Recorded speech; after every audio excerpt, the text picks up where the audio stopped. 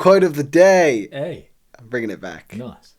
You'll stop worrying about what people think of you when you realise how seldom they do. Oh, Mark David Manson. Foster Wallace. Ah. Mark Manson made it famous. Yeah. Let's talk about that quote. Do you worry what people think of you? Or have you ever worried what people think of you? I think I do. I think it's important that I'm held in high regard by a lot of people. Why do you deem that to be important? Because I'm a narcissist. I don't know. Straight to the point. And do you think it has much impact on your day-to-day life, worrying about what people think of you? I don't know if I care actually about what people think of me so much. Because it contradicts me to say that I care about what people think and then I go and make But What Are the Words videos. Like, they're not the most respectable videos. But I would say I care heavily about what they think about products I create. Like, every video is a product. And it's always in the back of my mind, like, people are going to get bored here. Like, people are not going to like this, or that's going to make them leave. Like, that's not entertaining them to the best of my ability. That's not of value. So it's difficult, isn't it? Because you work in an industry where you are being judged by people on a day-to-day basis. However, I suppose in normal life, when you step out and you worry about what you're wearing, what your hair looks like, don't give a shit. Like you just have no bearing on that, which is so bizarre because there's such a duality there. Do you think the average person worries what other people think of them? Yeah. Why do we think that other people worry about what others think of them? Because there's a fashion industry. Do you think it purely comes down to fashion, or do you think it's just the spotlight effect? I think spotlight effect is where we believe we are the main character in our life, which we are and we should be. However, we also think that we are the main character in everyone else's life. Yeah. No, I think fashion's an element of it. I think also, like, everyone likes to be respected. Everyone likes to be a personality type within their friendship group. Like, in friendship groups, you have, like, the funny one, you have the strong one, you have the dumb one, you have the workaholic, you have the whatever it is. You have those. So as long as you fit into one personality type, and that's how you're seen to be treated, it's that idea of having that North Star, something to attach yourself to. It gives your life a lot more direction. Whereas if you are personality-less and don't work any more than the average person, aren't super happy about anything but aren't super angry about anything, like, you're just a neutral thing, and you could just be pushed around in every direction.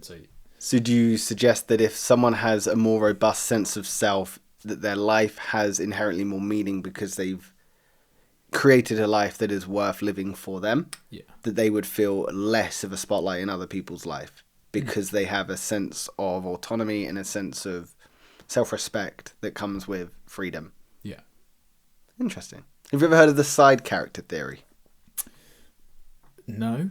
It's something that I started implementing in my life when I was a few years younger, which is the idea that although we are the main character in our life, we are the side character in everyone else's life. And what does the side character do? It just kind of makes plots a little bit more interesting. It's just there to add a little bit of depth, but in reality, you're not the sole focus. So it's embracing that little bit of space. You know, in your life, you are the main character. I can be someone that is in your life and making an impact, sure, but understanding that, you know what, I'm not super important in your life, so I can have this freedom, and it's somewhat liberating. And this is what the quote is suggesting, you know, you'll stop worrying about what other people think of you when you realize how rarely or how seldom they do. It's true, there's a liberation in understanding that no one actually really cares that much. I hate the saying, it's not that deep, but it's not that deep. I suppose it gives people a permission to be authentic to themselves. Do you feel like you live an authentic life for Will Taylor? I think so. I think it doesn't matter what I wear in my videos. Like, it doesn't matter. Like, the one thing I maybe emphasise, which is just exaggerating my natural personality, which always performs better online, but it's like just being super positive and energetic. Like, I'd like to think of myself as a positive, energetic person, but I amplify that when I'm doing Will Taylor videos. But yeah, pretty in line. Although you do care what people think about you so you're still being authentic to Will. However, you want people to accept the authentic version that you've put out there. Yeah. That's a little catch-22 there, my friend. Slightly. Yeah, interesting. I do feel like I'm living my authentic self. I don't feel like I was for years.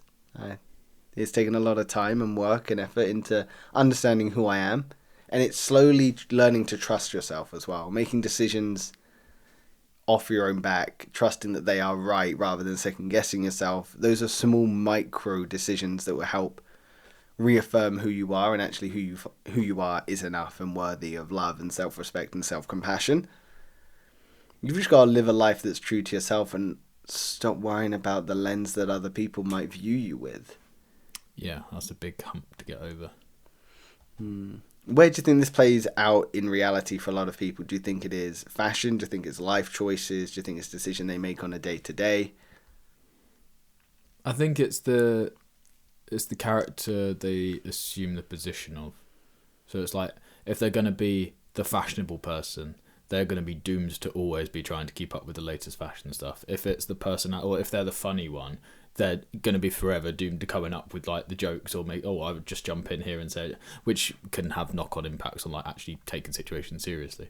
And then there's like the one who just wants to be intellectual all the time. Well, that's fine, but nobody will ever chill out around you. It's that sort of constant interplay. Can almost pigeonhole someone into a very much of a niche. I suppose that's in a relationship where you maybe have a bit more interaction with that person as well. Whereas it can also play out in strangers in day-to-day life. You're walking down the street, and I suppose it does sort of come down to if someone's got a new hairstyle, or they've got a new piercing or tattoo, or they've done their facial hair differently, men or women. And they Sophie needs to shave her beard. I'll tell you said that. And yeah, they're worrying about what other people think because they feel quite vulnerable about it. In reality, someone's probably worrying about their hair rather than yours or anything. You know, this probably happens more frequently than people realize. People probably look on that person with envy. Oh, I wish I could dress like them. I wish I could have my hair like that. So I just think it's having... Sometimes you got to fake it till you make it as well when you're out in public. You got to stand up tall, act like you're someone that you like trust, even if you're learning to do it. Absolutely. Yeah. So you stop worrying about what other people think of you when you realise how seldom they do. It's a great way to foster a greater sense of self-acceptance, I suppose.